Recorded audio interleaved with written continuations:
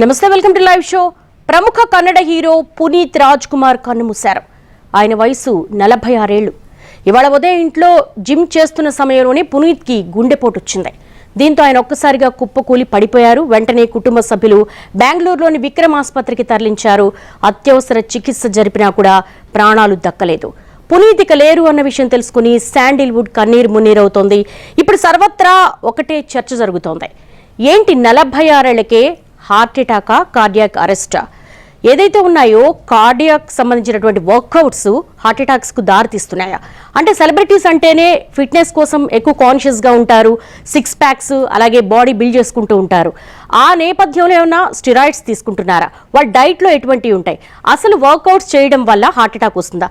దీనికి సంబంధించి ప్రముఖ కార్డియాలజీ నిపుణులు మనతో పాటు ఉన్నారు. రామచంద్రరావు గారు, నమస్తే అండి. రామచంద్రరావు గారు. నమస్తే మేడం. రామచంద్రరావు గారు, సహజంగానే ఈ మధ్య కాలంలో ఎక్కువగా యంగ్స్టర్స్ కార్డియాక్ అరెస్ట్ కావచ్చు, హార్ట్ అటాక్ కావచ్చు. ఇప్పుడు పునీత్ రాజ్ కుమార్ విషయంలో కేవలం కార్డియాక్ వర్కౌట్సే హార్ట్ అటాక్ కారణమయ్యాయా? దానికి లింక్ ఏంటి? అంటే యాక్చువల్లీ హార్ట్ అటాక్స్ మీరు స్టాటిస్టికల్లీ చూస్తే 90% మందికి ఫస్ట్ సిమ్టమే హార్ట్ అటాక్. అంటే ముందు వాళ్ళ ఒక గంట ముందు కానీ ఒక రోజు ముందు కానీ ఏమి సిమ్టమ్స్ ఉండవు. మీకు తెలిసిన వాళ్ళ గురించి మీరు ఆలోచించుకోండి. చాలా మంది హార్ట్ అటాక్స్ వచ్చి ఉంటే ముందే సిమ్టమ్స్ ఉండవు, ఎందుకంటే హిడెన్ గా ఉంటుంది కాబట్టి. సో రక్తనాళాల లోపల హార్ట్ అటాక్లు ఎందుకు వస్తాయి అంటే, గుండెకి 3 రక్తనాళాలు ఉంటాయి. దాని లోపల నెమ్మదిగా కొవ్వు అనేది చాలా సంవత్సరాల తరబడి నెమ్మదిగా పేరుకుని నేరో అయ్యి, అక్కడ నేరో అయిన చోట బ్లడ్ క్లాట్ అయ్యి రక్త సరఫరా శాంతం అయిపోయినప్పుడు హార్ట్ అటాక్ వస్తుంది. సో ఈ క్లాటింగ్ అనేది సడన్ గా అవుతుంది కాబట్టి హార్ట్ అటాక్ అంటారు, అందుకనే దాన్ని అటాక్ అంటారు. అదే కనుక బ్రెయిన్ లోపల అయితే బ్రెయిన్ స్ట్రోక్ అంటారు. స్ట్రోక్ అన్నా సరే దాని అర్థం ఏంటంటే సడన్ గా వచ్చింది అని. సో వీళ్ళల్లో ఏంటంటే చాలా మంది ఎక్కువగా ఆల్మోస్ట్ మీరు హార్ట్ అటాక్ తో చనిపోయే వాళ్ళల్లో సగానికి సగం మంది హాస్పిటల్ జారక ముందే చనిపోతారు, ఈ పునీత్ గారికి అయినట్టే. సో ఇదేమి అన్యాచురల్ కానీ అన్ఎక్స్పెక్టెడ్ సిచ్యుయేషన్ కాదు. కాకపోతే పబ్లిక్ లో అవగాహన లేక, స్పెషల్లీ సెలబ్రిటీకి అయ్యిందని వాళ్ళు అలా అనుకుంటున్నారు. కానీ ఇలా చాలా సార్లు అవుతుంది. ఏంటంటే హార్ట్ అటాక్ అనేది సడన్ గా అన్ఎక్స్పెక్టెడ్ గా రావటం. సెకండ్ ఏంటంటే హార్ట్ అటాక్ తో చనిపోయే వాళ్ళ లోపల సగానికి సగం ముందు హాస్పిటల్ జారక ముందే గుండె దడ అంటే వెంట్రికులర్ ఫిబ్రిలేషన్ తో చనిపోవటం. ఇప్పుడు హార్ట్ అటాక్ కార్డియాక్ అరెస్ట్ ఒకటేనా డిఫరెంటా అంటే, కార్డియాక్ అరెస్ట్ అంటే గుండె ఆగిపోవడం. యాక్చువల్లీ ఆగిపోదు. ఈ ఫిబ్రిలేషన్ లో ఏమవుతుందంటే నిమిషానికి 60 సార్లు 80 సార్లు కొట్టుకోవాల్సిన గుండె 300 సార్లు 400 సార్లు కొట్టుకోవడంతో బ్యాగ్ ఆఫ్ వర్మ్స్ అంటారు. అంటే మీరు ఒక బ్యాగ్ లోపల వానపాములు వేసారనుకోండి, ఊరినే ఇలా అవుతుంది తప్ప కంట్రాక్షన్ అనేది ఉండదు. అలాంటప్పుడు బ్రెయిన్ బ్లడ్ సప్లై ఆగిపోయి వాళ్ళు కింద పడిపోవటం, సింకోప్ అంటారు. దాని తర్వాత అకస్మాత్తుగా చనిపోవటం అనేది జరుగుతుంది. సో ఈ వెంట్రికులర్ ఫిబ్రిలేషన్ అనేది ఈ హార్ట్ అటాక్ ఇనీషియల్ ఫేజెస్ లో రావడం చాలా కామన్. ఈ ఏంటంటే ఏఈడి అనేది సింపుల్ గా మనకు బయట నుంచి షాక్ ఇచ్చి చిన్న డివైస్లు ఉంటాయి. ఈ జిమ్స్ లో కానీ పబ్లిక్ ప్లేస్ లో ఉంటే ఈయనకి కూడా ఏఈడి పెడితే మోస్ట్ ప్రాబ్లీ సేవ్ చేయగలరు. అంటే అయ్యేదేమో మనకు తెలీదు. సో చాలా మంది ఆల్మోస్ట్ 80% పీపుల్ ని వెంట్రికులర్ ఫిబ్రిలేషన్ నుంచి ఏఈడి ఉంటే మనం సేవ్ చేయొచ్చు. సో ఇది ట్రాన్స్పోర్ట్ లో పెట్టడం అలాంటి పబ్లిక్ ప్లేసుల్లో ఉండటం ద్వారా సేవ్ చేయొచ్చు. ఇంకోటి మీరు అడిగిన థర్డ్ క్వశ్చన్ ఏంటంటే, ఎక్సర్సైజ్ ద్వారా మూలాన హార్ట్ అటాక్ వస్తాయా అని. అంటే స్పెషల్లీ కార్డియో వర్కౌట్స్ వల్ల. అదే సో బేసికల్లీ ఇది ఏంటంటే అన్ఎకస్టమ్డ్ ఎక్సర్సైజ్, అంటే రోజు అలవాటు లేని ఎక్సర్సైజ్ చేయటం ద్వారా సడన్లీ మనకి ఫ్లైట్ ఆర్ ఫ్రైట్ రెస్పాన్స్ లాగా వస్తుంది. అంటే మిమ్మల్ని ఏదో సింహం ముందు నిల్చోబెట్టారనుకోండి, ఏమవుతుంది, మీకు భయం వేసి ఈధర్ దాన్ని ఫైట్ అన్నా చేయాలి, అది పారిపోవాలి. అలాంటప్పుడు ఈ క్యాటకోలమిన్స్ అనేవి చాలా సెక్రీట్ అవుతాయి బాడీ లోపల. సో మనకు అలవాటు లేని ఎక్సర్సైజ్ మనం సడన్లీ ఏదో బస్ స్టాండ్ కో ఏదో బస్సు వెళ్ళిపోతుంది, దాన్ని పట్టుకోవడానికి పరిగెత్తాలనుకోండి, సడన్లీ మన హార్ట్ ఫాస్ట్ గా కొట్టుకోవడం ఇవన్నీ అవుతాయి. ఇలాంటప్పుడు ఈ క్యాటకోలమిన్స్ మూలాన ఈ రక్తనాళాల లోపల ఆ కొవ్వు ఎక్కడైతే పెరిగిపోయిందో అక్కడ క్రాక్ లాగా అయ్యి బ్లడ్ క్లాట్ అయ్యి సడన్లీ హార్ట్ అటాక్ రావడానికి ఛాన్సెస్ ఉంటాయి. సో అన్ఎకస్టమ్డ్ ఎక్సర్సైజ్ అనేది మంచిది కాదు. ఎస్, మళ్ళీ మీ దగ్గరికి వస్తాను. I will come back to you Ramachandra గారు. మనతో పాటు జాయిన్ అవుతున్నారు డాక్టర్ ముఖర్జీ గారు, ప్రముఖ కార్డియాలజిస్ట్. ముఖర్జీ గారు, వెల్కమ్ టు అవర్ స్టూడియో అండి. Welcome to our show. నమస్తే అండి. ముఖర్జీ గారు, ఇటీవలి కాలంలో స్పెషల్లీ హెల్త్ కాన్షియస్ ఎక్కువైపోయింది. ఫిట్నెస్ మీద ఎక్కువగా కాన్సన్ట్రేట్ చేస్తున్నారు, కాన్షియస్గా ఉంటున్నారు. సో అందులో భాగంగానే కార్డియాక్ ఎక్సర్సైజ్ కూడా ఎక్కువగా జిమ్లు సజెస్ట్ చేస్తున్నటువంటి సందర్భాన్ని చూస్తున్నాం. సో ఇప్పుడు ప్రతి ఒక్కరిలో అసలు జిమ్కి వెళ్ళడం మంచిదేనా? ఇట్లా కార్డియాక్ అరెస్ట్ అవుతూ ఉన్నప్పుడు మనం ఇటువంటి ఫిట్నెస్ మీద ఎంతవరకు మనం భరోసా పెట్టగలమనేది క్వశ్చన్ మార్క్గా మారింది. మీ అబ్జర్వేషన్ ఏంటి? పునీత్ రాజ్ కుమార్ గారు చనిపోవడం అనేది నిజంగా చాలా బాధాకరమైన విషయం. దాని నుంచి నేర్చుకోవాల్సిన పాఠాలు ఎన్నో ఉన్నాయి, కానీ నేర్చుకోకూడని పాఠం కూడా ఉంటుంది. ఎక్సర్సైజ్ చేయటం వల్ల చనిపోతామనో లేకపోతే జిమ్కి వెళ్ళటం వల్ల చనిపోతామనో అనుకోవడం అనేది చాలా చాలా చాలా పొరపాటు. అంటే పునీత్ రాజ్ కుమార్ గారు మనం ఫిట్ గా ఉండి కూడా చనిపోయారు తప్ప ఫిట్ గా ఉండటం వల్ల చనిపోలేదు. అది మనం అర్థం చేసుకోవాల్సిన అవసరం ఉంది. ఇప్పుడు మనకి యాక్చువల్లీ చాలా మంది ఏం చెప్తారంటే, మనం ఇప్పుడు 90 ఏళ్ళ దాకా ఒక ఆయన బతికారు, ఆయన డ్రింక్ బాగా చేసేవాళ్ళు, స్మోక్ బాగా చేసేవాళ్ళు, అందువల్ల డ్రింక్ బాగా చేస్తే మంచిది అని చెప్తారు. అది పొరపాటు. అంటే ఆయన డ్రింక్ చేసినా కూడా అంతకాలం బతికారనేది, కానీ డ్రింక్ చేయటం వల్ల బతికాడనేది పొరపాటు, ఎస్పెషల్లీ స్మోకింగ్ విషయంలో అట్లాంటివి చెప్తే. కాబట్టి మనం అర్థం చేసుకోవాల్సింది ఏంటంటే, ఫిట్నెస్ అనేది ఖచ్చితంగా హార్ట్ ప్రాబ్లమ్స్ ని తగ్గిస్తుంది. ఫిట్ గా ఉండటం ఖచ్చితంగా అవసరం.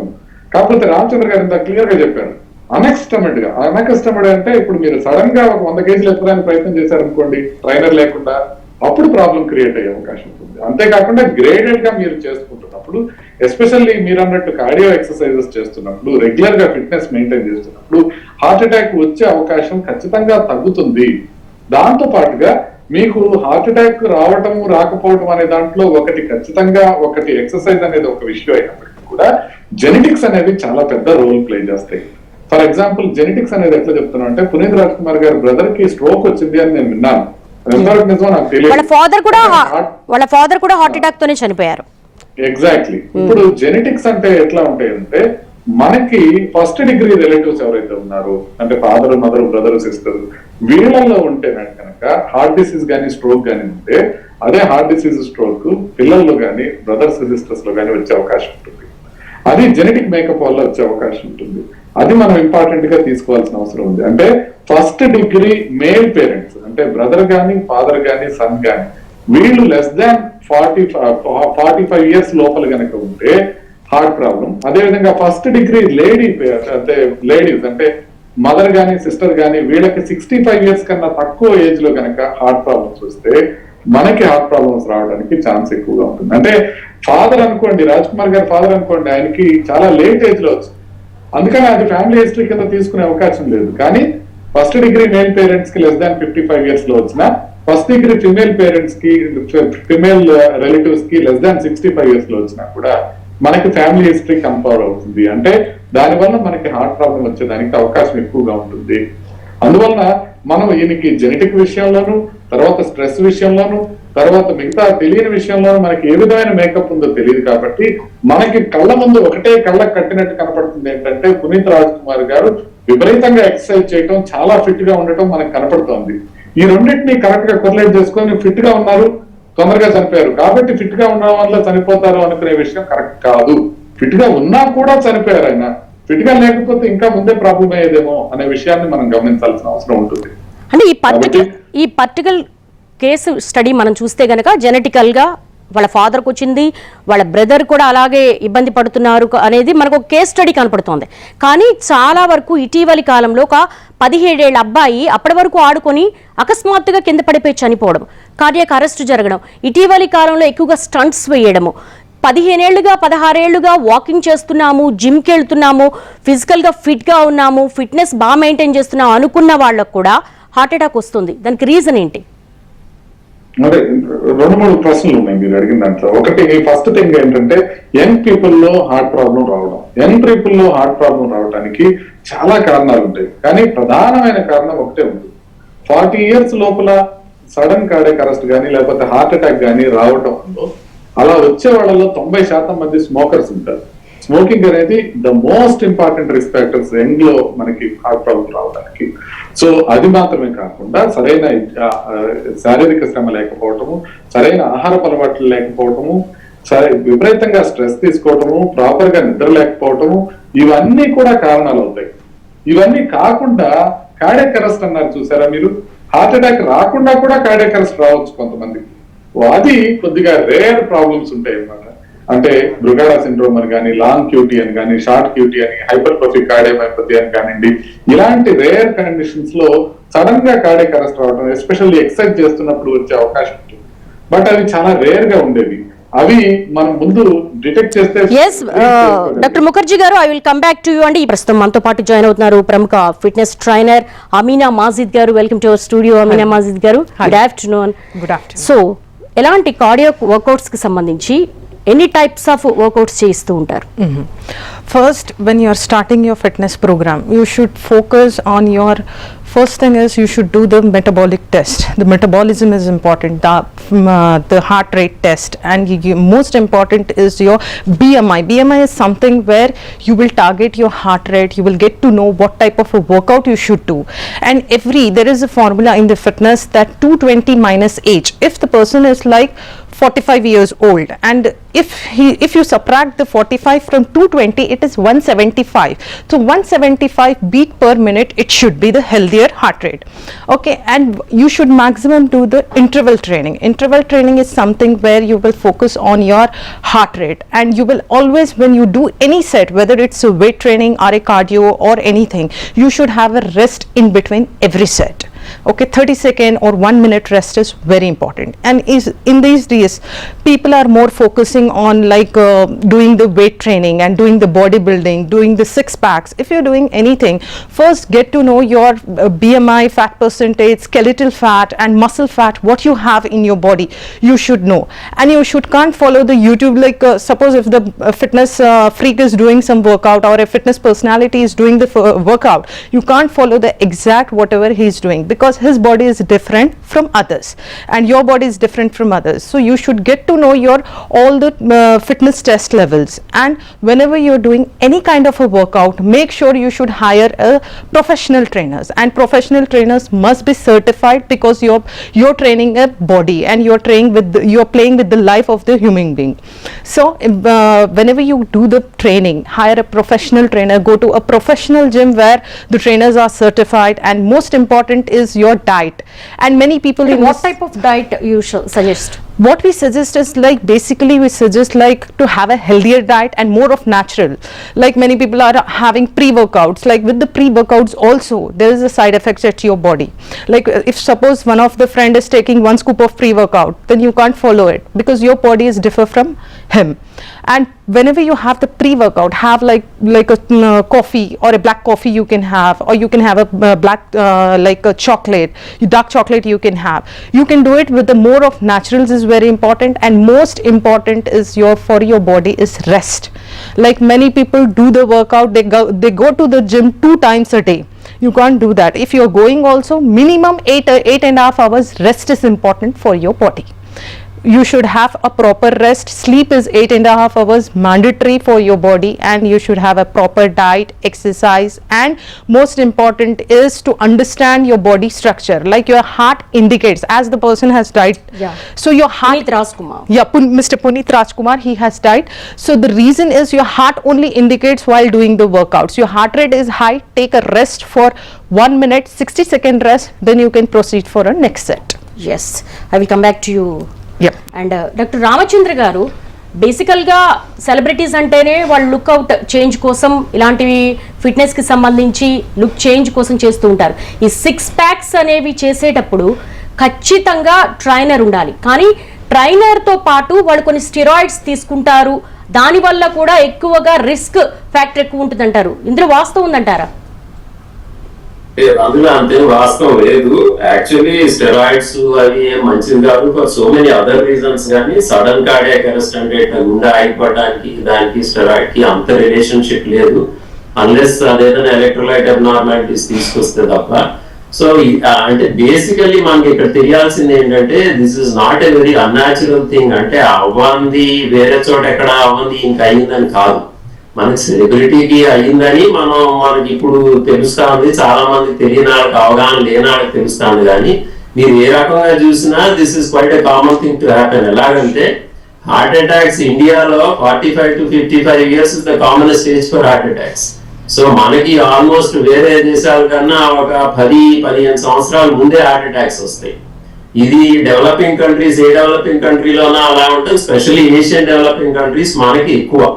ఇందాక మేడం మీరు డైట్ అడిగారు చూడండి, మెయిన్ గా కారణం ఏంటంటే పాలిష్ చేసిన ధాన్యాలు తినటం, ఆయిల్స్ ఫ్రై చేయటం, ఈ బానపట్టు అనేది ఉంటాం, అంటే ఎక్సర్సైజ్ లేకపోవటం వలన దాని వలన దానికి ఇప్పుడు ఈ వెస్టర్నైజ్ ఫుడ్స్ యాడ్ అవటం, ఈ mental stress, terrible mental stress, మీరు అన్నట్టు ల్యాక్ ఆఫ్ స్లీప్ ప్యాటర్న్, అంటే రాత్రి పూట దాకా పనిచేయటం, మార్నింగ్ టైం పడుకోవటం, అలాంటివన్నీ అన్ని కలిపి what ever it is young age లోపల హార్ట్ అటాక్స్ వస్తున్నాయి. నేను ఇందాక చెప్పినట్టు హార్ట్ అటాక్స్ చెప్పి రావు. సో మనం ముందే టెస్ట్ చేసుకోవాలి, కొలెస్ట్రాల్ ఉందా, బీపీ ఉందా, షుగర్ ఉందా, ఎందుకంటే వీటికి ఏం సిమ్టమ్స్ ఉండవు. కాబట్టి ఈ మధ్య సిటీ కాల్షియం స్కోర్ అలాంటివి చేస్తే మనకు ముందే కొంచెం తెలియటానికి కూడా మనకి ముందే తెలుస్తుంది, ఛాన్సెస్ ఉన్నాయి. ఇందాక డాక్టర్ ముఖర్జీ చెప్పినట్టు ఫ్యామిలీ హిస్టరీ, మీకు మగాళ్ళు ఎవరన్నా మీ క్లోజ్ రిలేషన్స్ లో లెస్ దాన్ 55 years, ఆడాలు 65 years, అలాగే మీ ఫ్యామిలీ హిస్టరీలో ఏమన్నా సడన్లీ చనిపోయారు అనుకోండి, డెఫినెట్లీ ఈసీజీను ఎకోను చేయించుకునే ఇలాంటి ఎక్సర్సైజ్ ప్రోగ్రామ్స్ కి వెళ్ళాలి. థర్డ్ థింగ్ ఏంటంటే సడన్లీ అన్కస్టమ్డ్ ఎక్సర్సైజ్ ఎక్కడైనా సరే చేయకూడదు. చాలా మంది నాకు తెలిసిన అట్లీస్ట్ నా పేషెంట్ 10 మంది తిరుపతి కొండ ఎక్కితే హార్ట్ అటాక్ వచ్చిన వాళ్ళు ఉన్నారు. ఎందుకు? అప్పుడు సడన్లీ వాళ్ళు చేయలేని పని కూడా they are trying to do. కాబట్టి ఫోర్త్ థింగ్ ఏంటంటే మరీ సివియర్ ఎక్సర్సైజ్ ఇండియాలో ఎక్కువ చేయరు, కానీ కొన్ని కంట్రీస్ లో రోజుకు 40 kilometers పరిగెత్తే వాళ్ళు ఉంటారు. వాళ్ళకు కూడా అంత, అంటే that is not a natural thing. ఇక వాళ్ళు క్రాస్ అయ్యే అన్యాచురల్ ఏరియాస్కి వెళ్ళిపోతున్నారు. వాళ్ళకు కూడా హార్ట్ ప్రాబ్లమ్స్ రావడానికి ఎక్కువ ఛాన్స్ ఉంది. సో ఎక్సర్సైజ్ అంత బ్రహ్మాండమైన treatment, heart attack preventive treatment ఇంకోటి లేదు. ఎందుకంటే సింపుల్ ఎక్సర్సైజ్ మీరు డైలీ ఒక 30 minutes కనుక నడిచారనుకోండి కొంచెం బ్రిస్క్ గా, మీ హార్ట్ అటాక్స్ 50% తగ్గుతాయి. అలాంటి మందే లేదు. మీకు ఆల్రెడీ హార్ట్ అటాక్ ఏదైనా వస్తే సెకండరీ ప్రివెన్షన్ అంటారు, 25% ఉంటే ఎక్సర్సైజ్ ద్వారా తగ్గించవచ్చు. ఏ మందు కూడా అలాంటివి చేయలేదు. మీకు యాంజియోప్లాస్టీ అలాంటిది కూడా అప్పటికప్పుడు హార్ట్ అటాక్ అప్పుడు చేస్తే తప్ప మీకు ప్రొఫైలాక్టిక్ గా చేసి అలాంటి రిజల్ట్స్ ఇవ్వవు. కాబట్టి ఎక్సర్సైజ్ అనేది చాలా ఇంపార్టెంట్, అందరూ చేయాల్సిందే. కాకపోతే ఒకేసారి సడన్లీ చేయటం, అది కూడా ఎక్సర్సైజ్ చేసినప్పుడు మెంటల్ స్ట్రెస్ అనేది అవ్వకూడదు, చాలా ఇంపార్టెంట్. మీరు హాయిగా రిలాక్స్ గా చేయండి. ఎక్సర్సైజ్ అనేది మీరు చేసుకుంటున్నారు, దాని గురించి కూడా నేను ఇంత ఫాస్ట్ గా చేయాలో, ఇలా చేయాలో, ఇవాళ ఇన్ని కిలోమీటర్లు ఇన్ని స్టెప్పులు నడవాలి అని టెన్షన్ పడవాకండి. హాయిగా చేసుకోండి. మెంటల్ రిలాక్సేషన్ ఎక్సర్సైజ్ చేసేది ఒక మెయిన్ ఇదే ఏంటంటే మెంటల్లీ మిమ్మల్ని రిలాక్స్ చేయగలుగుతుంది, మీకు బెటర్ స్లీప్ ఇవ్వగలుగుతుంది. దాన్ని మనం ఆపోజిట్ గా చేసేసి ఎక్సర్సైజ్ చేస్తా ఉన్నప్పుడే టెన్షన్ పడతా చేసామనుకోండి అవ్వదు. ఇంకోటి ఏంటంటే చాలా మంది ఎక్సర్సైజ్ చేస్తా ఉన్నప్పుడు ఇందాక ముఖర్జీ అన్నట్టు లోపల ఆల్రెడీ ప్రాబ్లం ఉండటం వలన ఎక్సర్సైజ్ కొంచెం మరీ బ్రిస్క్ గాను అన్కస్టమ్ గా చేసినప్పుడు హార్ట్ అటాక్ రావచ్చు. So that doesn't mean that exercise మూలానే హార్ట్ అటాక్ వచ్చిందని వేరే అన్కస్టమ్డ్ ఎక్సర్సైజ్ లేకపోతే సడన్లీ షాకింగ్ న్యూస్ ఏదైనా ఎప్పుడైనా రావచ్చు. సో ఎక్సర్సైజ్ చేయడం అనేది మానకూడదు, కానీ మనం ఈ జాగ్రత్తలు తీసుకుంటే ఏంటంటే డైలీ ఎక్సర్సైజ్ చేయడం, ఎక్సర్సైజ్ చేసినప్పుడు బాగా మెంటల్లీ రిలాక్స్ అవడం, ఎక్సర్సైజ్ చేసిన తర్వాత కూడా డెడ్ టైర్డ్ గా అవ్వకుండా మీకు ఇంకా ఎక్సర్సైజ్ చేయొచ్చు అన్నప్పుడే ఆపగలగటము. ఇంకొకటి ఏంటంటే మీరు ఏదైనా ఎక్సర్సైజ్ ప్రోగ్రామ్ కి బాగా స్ట్రెనస్ ఎక్సర్సైజ్ ప్రోగ్రామ్ కి వెళ్ళినప్పుడు మీకు ఫ్యామిలీ హిస్టరీ సడన్లీ అంటే సడన్ కార్డియాక్ డెత్ అంటే సడన్లీ చనిపోయిన ఫ్యామిలీ హిస్టరీ ఉంటే మాత్రం ఒక ఈసీజీ ఎక్కువ చేయించుకుని మీరు స్టార్ట్ చేస్తే అది కూడా గ్రాడ్యువల్లీ పెంచుకుంటా చేస్తే దానికన్నా మంచిది, ఎక్సర్సైజ్ కన్నా మంచిది. మనకి లోకం లోపల హార్ట్ అటాక్ ప్రివెన్షన్ కానీ, క్యాన్సర్ ప్రివెన్షన్ కానీ, వెయిట్ తగ్గడానికి కానీ, కొలెస్ట్రాల్, బీపీ, షుగర్, మీరు ఏదైనా చూడండి ఎక్సర్సైజ్ లాంటి పిల్ లేదు. ఎవరో చాలా ఇంపార్టెంట్ ఫిజిషియన్ అన్నారు, ఇది కనుక మందు రూపంలో మనం తయారు చేయగలిగితే ఇలాంటి టాబ్లెట్ కానీ ఇలాంటి మందు ఎక్కడా లేదు. అందుకని ఎక్సర్సైజ్ అనేది మానకూడదు. ఎస్, కమింగ్ టు ముఖర్జీ గారు, చాలా వరకు ఒక ఇన్సిడెంట్ జరిగినప్పుడు కొంతమంది ప్యానిక్ అవుతూ ఉంటారు, జిమ్కి వెళ్ళేవాళ్ళు. అమ్మో జిమ్కి వెళ్తే హార్ట్ అటాక్స్ వస్తాయా, కార్డియాక్ అరెస్ట్ అవుద్దా అని చెప్పేసి. సో వాళ్ళందరి క్లారిటీ కోసమే మనము ఈ డిబేట్ పెట్టడం కూడా జరిగింది. పర్టికులర్గా పునీత్ రాజ్ కుమార్ మెడికల్ హిస్టరీ మనకు తెలియదు, కానీ ఫ్యామిలీ హిస్టరీ అయితే ఖచ్చితంగా తెలుసు. సో హార్ట్ అటాక్ సంబంధించి ఫ్యామిలీ మెంబర్స్, వాళ్ళ ఫాదర్ కావచ్చు, వాళ్ళ బ్రదర్కి జరిగినప్పుడు తను ఖచ్చితంగా ఏదో ఒక సిమ్టమ్ అయితే ఉండుండొచ్చా అండి? అసలు దాన్ని ఎలా ఐడెంటిఫై చేయాలి? అంటే ఇంతకు ముందు నేను ఒక ఛానల్ మాట్లాడుతున్నప్పుడు ఒక అరగంట ముందు శ్వేత అని ఒక జర్నలిస్ట్ కలవడం జరిగిందండి. ఆవిడ ప్లస్ ఇంకొక ఫిల్మ్ సెలబ్రిటీ కూడా, ఆయన కూడా మాట్లాడుతూ చెప్పింది ఏంటంటే కొన్ని రోజుల క్రితం ఆయనకి కొంతవరకు ఛాతీకి కొంచెం ఇబ్బంది కలిగినట్టుగా అనిపించింది జిమ్ చేస్తున్నప్పుడు కూడా. అయితే ఆయన దాన్ని ఇగ్నోర్ చేయడం జరిగింది అని. అది ఖచ్చితంగా జరగకూడదు. మనం పెయిన్ ఏ రకంగా వస్తే గుండెకి సంబంధించింది, ఏ రకంగా వస్తే గుండెది కాదు అనేది తెలుసుకుంటే కనుక మనం దాన్ని అవాయిడ్ చేయకుండా ఉండే అవకాశం ఉంటుంది. ముఖ్యంగా ఛాతీకి మధ్య భాగంలో వచ్చి నడిస్తే గానీ లేకపోతే ఎక్సర్సైజ్ చేస్తే గానీ వచ్చే నొప్పి మనం ఖచ్చితంగా గుండెకి సంబంధించిందే అనేది భావించాలి. ఎప్పుడు కూడా ఇది చాలా ఇంపార్టెంట్. మనకి ప్రేక్షకులందరికీ మళ్ళీ చెప్తున్నాం, నడుస్తున్నప్పుడు కానీ బరువు ఎత్తినప్పుడు కానీ అంటే ఎగ్జర్షన్ లో పెయిన్ వస్తుంది అని అంటే అది గుండెకి సంబంధించేదని భావించాలి, ఖచ్చితంగా చెక్ చేసుకోవాలి. గుండెకి సంబంధించిన మిగతా లక్షణాలు ఉంటాయి, అంటే ఎడం చేతికి రావడం, లేకపోతే గొంతుకి రావడం, చెమటలు పట్టడం, ఇలాంటివన్నీ ఉంటాయి. కానీ అన్నిటికన్నా ముఖ్యమైనది ఏంటంటే నడిచినప్పుడు కనుక ఎక్కువ అవుతుంది, బరువు ఎక్కితే ఎక్కువ అవుతుంది, మెట్లు ఎక్కితే ఎక్కువ అవుతుంది, ఇలాంటి నొప్పి మాత్రం ఖచ్చితంగా మనం నెగ్లెక్ట్ చేయడానికి వీలుండదు. సో అంత జాగ్రత్తగా మనం చూసుకోవాల్సిన అవసరం ఉంటుంది. సో అది మనం ఒకటి గుర్తుపెట్టుకున్నట్లయితే ఎస్పెషల్లీ రిస్క్ ఫ్యాక్టర్స్ ఉన్నవాళ్ళు, అంటే ఫ్యామిలీ హిస్టరీ కావచ్చు, మానసిక ఒత్తిడి కావచ్చు, ఇలాంటి రిస్క్ ఫ్యాక్టర్స్ ఉన్నవాళ్ళు, బీపీ, షుగర్లు, కొలెస్ట్రాల్ ఎక్కువగా ఉన్నవాళ్ళు, స్మోకింగ్ చేసేవాళ్ళు, ఊబకాయం ఉన్నవాళ్ళు, ఆహారం సరిగ్గా తీసుకునే వాళ్ళు, వీళ్ళల్లో ఎవరైనా సరే మనకి ఇలాంటి నొప్పి వచ్చినప్పుడు దాన్ని ఖచ్చితంగా మనం ఇవాల్యుయేట్ చేసుకోవాల్సిన అవసరం ఉంది. ఇవాల్యుయేట్ చేసుకుని దాన్ని ట్రీట్మెంట్ తీసుకోవాల్సిన అవసరం ఉంది. కాబట్టి మనం గుర్తుపెట్టుకోవాల్సింది ఏంటంటే ఏమాత్రం వార్నింగ్ సైన్స్ వచ్చినా కూడా మనం ఇది చేయకూడదు. నెంబర్ 1. నెంబర్ 2, ఎక్సర్సైజ్ అనేది చాలా ముఖ్యము, చాలా మంచిది. అన్కస్టమర్డ్ ఎక్సర్సైజ్ చేయడం అనేది మంచిది కాదు, కానీ గ్రేడెడ్ గా ఎక్సర్సైజ్ చేసుకుంటూ వెళ్ళడం అనేది ఎప్పుడు ముఖ్యం. నెంబర్ 3, మన ఫ్యామిలీ హిస్టరీ అనేది మనకి ఇంపార్టెంట్, దానికి మనం రెస్పెక్ట్ ఇవ్వాల్సిందే.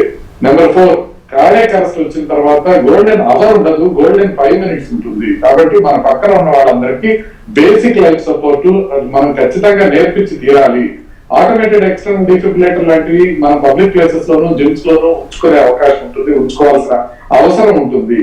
నెంబర్ 5, దీన్ని చూపించి ఎక్సర్సైజ్ ని భూతం లాగా చూపించి ఎక్సర్సైజ్ దీని వల్ల చేసుకోకూడదు అనడం చాలా పొరపాటు. నెంబర్ 6, ఒక పర్టికులర్ పర్సన్ విషయంలో, అంటే పునీత్ రాజ్ కుమార్ గారు లాంటి ఒక పర్టికులర్ విషయంలో ఏం జరిగి ఉండొచ్చు పొరపాటు అనే విషయం మనం ఖచ్చితంగా చెప్పలేము. ఏదైనా జరిగి ఉండొచ్చు, కానీ మనం జనరలైజ్ చేసి మాత్రమే మనం మాట్లాడుకోవాల్సిన అవసరం ఉంటుంది. నెంబర్ 6, స్టిరాయిడ్స్ అనేవి చాలా డేంజరస్ థింగ్స్. అవి మనం బాడీ పెంచడం కోసం మాత్రం తీసుకోవడం ఎటువంటి మంచిది కాదు. నెంబర్ 7, రిక్రియేషనల్ డ్రగ్స్, స్మోకింగ్ అనే వాటిని మనం ఖచ్చితంగా మనం బ్యాన్ చేయాల్సిన అవసరం ఉంది. వీటి జోలికి పిల్లలు ఎవరు పోకుండా ఉండాల్సిన అవసరం ఉంది. నెంబర్ 8, మనకి ఇప్పుడు కూడా పునీత్ రాజ్ కుమార్ గారిని ఎక్సర్సైజ్ కి సంబంధించినంత వరకు ఒక ఐడల్ గా, ఆయన్ని ఒక ప్రామాణికంగా తీసుకొని పిల్లలందరూ లేకపోతే యువత అందరూ కష్టపడాల్సిన అవసరం ఉంది. స్ట్రెస్ తగ్గించుకుంటూ ఎక్సర్సైజ్ బాగా చేసుకుంటుంటేనే మనం గుండె జబ్బును ఖచ్చితంగా ప్రివెంట్ చేసుకోగలుగుతాం. రైట్. డాక్టర్ రామచంద్ర గారు, అదేవిధంగా రెగ్యులర్ చెకప్స్ చేసుకోవడం కూడా నెంబర్స్ కంట్రోల్ చేసుకున్నారు. ఎస్ ముఖర్జీ గారు, నవడేస్ లో ఎక్కువగా ట్రెండింగ్ ఏంటంటే ఫిట్నెస్ ఛాలెంజెస్. ఎక్కువగా యూట్యూబ్స్లో 30 minutesలో స్టమక్ని తగ్గించుకోవచ్చు, లేకపోతే కార్డియాక్ ఎక్సర్సైజెస్ కొన్ని చూడటం, దానివల్ల అది చూసి చేయడం వల్ల కూడా ఇటువంటి రిస్క్ ఫ్యాక్టర్స్ ఉంటున్నాయి అనుకోవచ్చా? ఇలాంటి అసలు మనకి ఖచ్చితంగా చేయకూడదండి. మనం అదే అన్కస్టమర్డ్ ఎక్సర్సైజ్ అంటే పక్కన వాడు కరెక్ట్ గా ఒక 100 push-ups చేసాడని మనం వాడికి వాడు ఒక 100 push-ups చేస్తే ఎట్లా, అలాంటివి చేయకూడదు. మన బాడీ వేరు, మన శరీర తత్వం వేరు, మనం చేయగలిగిన విధానం వేరు, మనకి తగ్గట్టుగా మనం చేసుకోవాలి. కానీ టిక్ టాక్ లో చూసి వాళ్ళు ఎంత ఎక్కువ కష్టపడుతున్నారు లేకపోతే మనం కూడా కష్టపడదాం అనేది అసలు ఆ పోటీ తత్వమే మంచిది కాదు. ఎప్పుడైతే మనం పోటీ తత్వంకి వచ్చామో స్ట్రెస్ పెరుగుతుంది. మానసిక ఒత్తిడితో పాటు శారీరక ఒత్తిడి కూడా పెరిగినప్పుడు మనం ఖచ్చితంగా మన ప్రాబ్లమ్స్ వైపు వెళ్ళే అవకాశం ఉంటుంది. రాజ్ కుమార్ విషయంలో అన్ని జనరలైజ్ చేసి మాట్లాడుకోవాలి, ఏం జరిగింది అనేది ఆయనకి తెలియాలి, ఎందుకంటే ఆయన మెడికల్ స్టేటస్ అనేది పూర్తిగా తెలియదు కాబట్టి. కానీ పర్టికులర్ కేసు విషయానికి వస్తే సెలబ్రిటీస్ లైఫ్ స్టైలే డిఫరెంట్గా ఉంటుంది. వాళ్ళకి ఒక పార్టీస్ కల్చర్ ఉంటుంది, లేకపోతే లేట్ నైట్స్ వాళ్ళు ఎక్కువగా హెవీ లిక్కర్ తీసుకోవడము, ఆ తర్వాత మార్నింగ్ యాజ్ యూజువల్గా జిమ్ చేసే అలవాటు ఉంటే జిమ్కి వెళ్ళిపోవడం, ఇవి కూడా కొన్ని ఫ్యాక్టర్స్ కావచ్చా?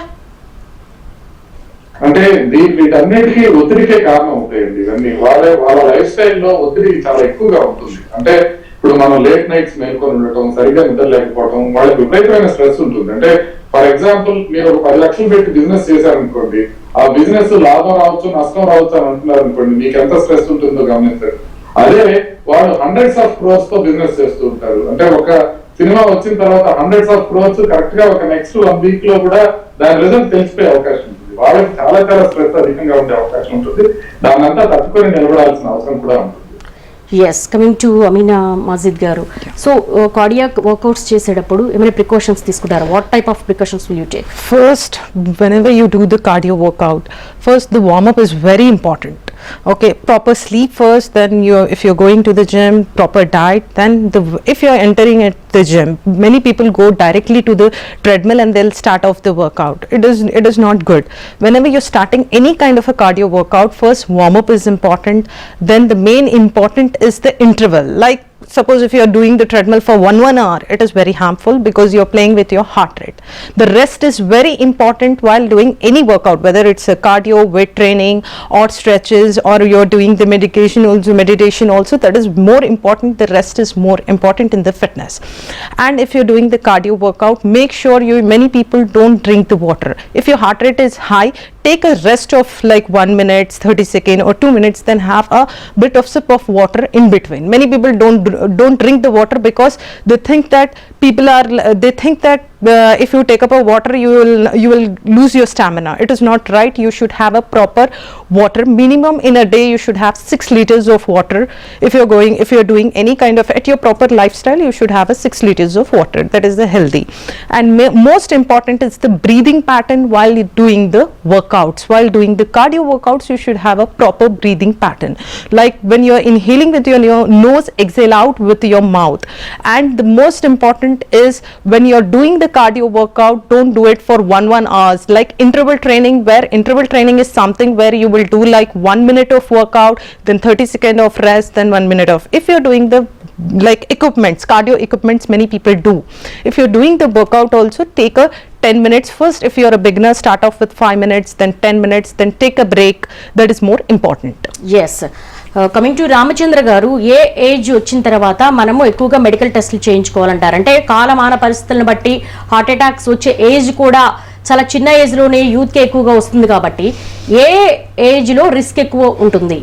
సిమ్టమ్స్ ఎలా గమనించాలి? ఎప్పుడు జాగ్రత్తలు తీసుకోవాలి?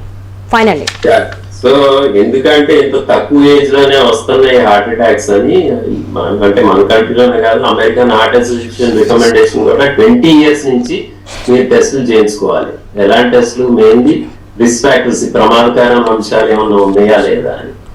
ఏంటి ప్రమాదకరమైన అంశాలు అంటే షుగర్, బీపీ, కొలెస్ట్రాల్, బరువు ఎక్కువ ఉండటం, మానసిక ఒత్తిడి, అలాగే ఫ్యామిలీ హిస్టరీ. ఇవి మెయిన్ గా ఈ రిస్క్ ఫ్యాక్టర్స్ ఉన్నాయా లేదా అని చూసుకోవాలి. వీటిలో చాలా రిస్క్ ఫ్యాక్టర్స్ కాదు, సిమ్టమ్స్ ఉండవు. లైక్ చాలా మంది బ్లడ్ ప్రెషర్ కి సిమ్టమ్స్ ఉంటాయి అనుకుంటారు, బ్లడ్ ప్రెషర్ కి ఏం సిమ్టమ్ ఉండవు. ఇంకోటి ఏంటంటే బ్లడ్ ప్రెషర్ 140/90 వర్సెస్ 120/70 ఉన్న వాళ్ళకి 140/90 ఉన్న వాళ్ళకి 2 రెట్లు హార్ట్ అటాక్లు ఎక్కువ ఉంటాయి. సో ఈ నార్మల్ లెవెల్స్ అనేవి కూడా చాలా మంది చాలా అబ్నార్మల్ గా అనుకుంటారు. ఎలాగంటే చాలా మంది కొలెస్ట్రాల్ ఎక్కువ ఉన్నా సరే మాకు కొలెస్ట్రాల్ లేదండి అంటారు, ఎందుకంటే అక్కడ నార్మల్ లెవెల్స్ అనేవి వాళ్ళు చూసుకుంటారు కాబట్టి. సో స్పెషల్లీ డయాబెటీస్ ఉన్న వాళ్ళకి కొలెస్ట్రాల్ లెవెల్ తో సంబంధం లేదు, వాళ్ళు ఎంత ఉంటే దాని ఒక 50% తగ్గించుకోవాలి మందుల ద్వారా కానీ వేరే పద్ధతుల ద్వారా కానీ. సో వీటన్నిటికీ అవగాహన ఉంటే చాలా తేలిక హార్ట్ అటాక్స్ తగ్గించుకోవడం అనేది. మీరు అన్ని డిసీజుల లోపలికి హార్ట్ అటాక్స్ ఆల్మోస్ట్ 80% తగ్గించుకోవచ్చు. చాలా పాపులేషన్స్ లో అసలు హార్ట్ అటాక్స్ లేనే లేవు. దీని ద్వారా మనకు తెలుస్తుంది ఇదేమి క్యాన్సర్ లాగా అందరికీ వచ్చే వ్యాధి కాదు, ఇది ఈ మధ్య లైఫ్ స్టైల్ వలన అంత డేంజరస్ గా తయారైంది. సో 20 years నుంచినే మనం జాగ్రత్త తీసుకోవాలి. చాలా మంది ఏమనుకుంటారంటే 40-50 సంవత్సరాలు మనం జాగ్రత్త తీసుకుందాం కానీ, ఇప్పుడు మీకు ఈ కేసులో తెలుస్తాను కదా. సో దీని నుంచి మనం నేర్చుకోవాల్సింది ఏంటంటే, యాక్చువల్లీ మీరు స్టాటిస్టికల్లీ చూసినా ఇదే కామన్ ఏజ్ హార్ట్ అటాక్స్ రావడానికి. సో ముందు నుంచినే జాగ్రత్త తీసుకోవాలి. ముందు నుంచినే బీపీ, షుగర్, కొలెస్ట్రాల్ ఉంటే తగ్గించుకోవడం, ఈ మానసిక ఒత్తిడి లేకుండా చూసుకోవడం, ఎక్సర్సైజ్ చేయడం అన్ని చేయాలి. ఇంకోటి చాలా ఇంపార్టెంట్ ఏంటంటే మానసిక ఒత్తిడి. ఇప్పుడు మీరు ఇన్ని జిమ్ గురించి మాట్లాడుకుంటున్నారు చూడండి, దాంతో పాటు కొంచెం యోగా, మెడిటేషన్ ఒక 1/2 hour చేశారనుకోండి, ఎంత మెంటల్ రిలాక్సేషన్ వస్తుంది. ఆ రిలాక్సేషన్ మీరు వేరే యాక్టివిటీస్, మీరు ఎక్సర్సైజ్ చేసినప్పుడు, ఇందాక మీ ఫిట్నెస్ ట్రైనర్ గారు చెప్తున్నారు చూడండి, బ్రీదింగ్ ప్యాటర్న్, మెంటల్ రిలాక్సేషన్ అని, అవన్నీ కూడా ఆటోమేటిక్ గానే మీరు కొంచెం యోగా అంటే ప్రాణాయామం, మెడిటేషన్ చేస్తే మీరు వేరే యాక్టివిటీస్ లో కూడా ఆ ఫీలింగ్, ఆ రిలాక్సేషన్ మీరు తీసుకురావచ్చు, even in your daily work as well as in exercise. చాలా మంది ఎక్సర్సైజ్ అనకస్టంగా చేయడమే కాకుండా చాలా మెంటల్ స్ట్రెస్ తో చేస్తారు కాబట్టి హార్ట్ అటాక్స్ వస్తాయి. ఇది అన్కామన్ కాదు. మా టీచర్, నేను యుఎస్ లో ట్రైన్ అయినప్పుడు డాక్టర్ మిశ్రా అని ఇక్కడ హైదరాబాద్ ఆయన ఆయన బ్రహ్మాండమైన కార్డియాలజిస్ట్. ఆయన ట్రెడ్మిల్ చేస్తా చనిపోయారు. ఆయనకి యాంజియోగ్రామ్ తర్వాత చేస్తే ఒక పెద్ద క్లాట్ ఉంది, వేరే ట్యూబుల్ ఎక్కడా ఏం కొలెస్ట్రాల్ లేదు. అంటే ఆ మానసిక ఒత్తిడి, ఆ సడన్ అన్ఎకస్టమ్డ్ ఎక్సర్సైజ్ వలన బ్లడ్ క్లాట్ అయిపోయింది. ఆయన ముందు యాంజియోగ్రామ్ చేసినా మోస్ట్ ప్రాబ్లీ నార్మల్ గానే ఉండేదేమో. సో ఈ కొంచెం అవగాహన ఉంటే చాలు. ఇంకొకటి ఏంటంటే మన ఇండియాలో ఎక్కువ చేయరు కానీ వేరే కంట్రీస్ లో విపరీతమైన ఎక్సర్సైజ్ చేసే వాళ్ళు కొంతమంది ఉంటారు. అది కూడా అంత మరి టూ మచ్ చేయడం కూడా మంచిది కాదు. సింప్లీ మీరు చాలా సింపుల్ గా చూసుకుంటే డైలీ కనుక కొంచెం బ్రిస్క్ వాకింగ్, ఇందాక మేడం చెప్పారు చూడండి, 220 మైనస్ మన ఏజ్. సో మీరు 50 ఏళ్ళు ఉంటే 220 మైనస్ ఏజ్, దానిలో ఫుల్ హార్ట్ రేట్ రాకూడదు. సుమారుగా 70 to 80% వచ్చేటట్టు మీరు వాక్ చేస్తే మెంటల్లీ రిలాక్స్ అయితే చాలు.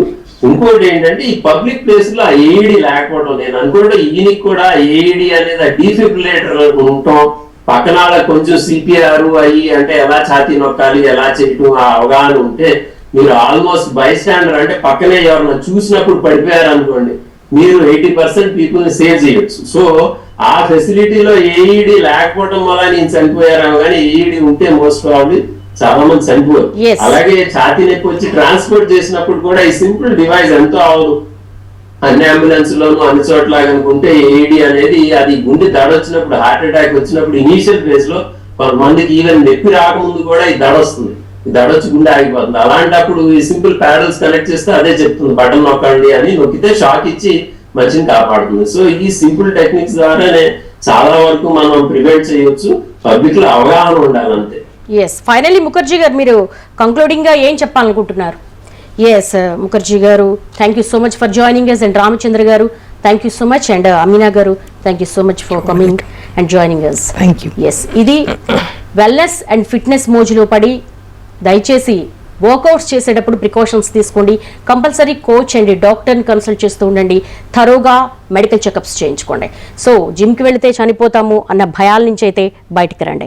మనకు ఆరోగ్యమే మహాభాగ్యం. Prevention is better than cure.